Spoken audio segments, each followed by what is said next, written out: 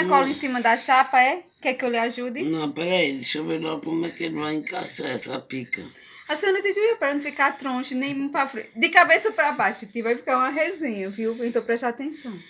Ah, por isso que eu colei errado. É sim, Doquinha. Aí, ó, tá certo. É, Aí tá? foi morder a maçã.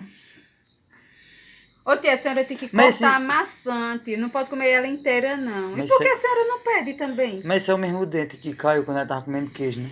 Bota... Comendo é, queijo. mesmo. Vixe Maria.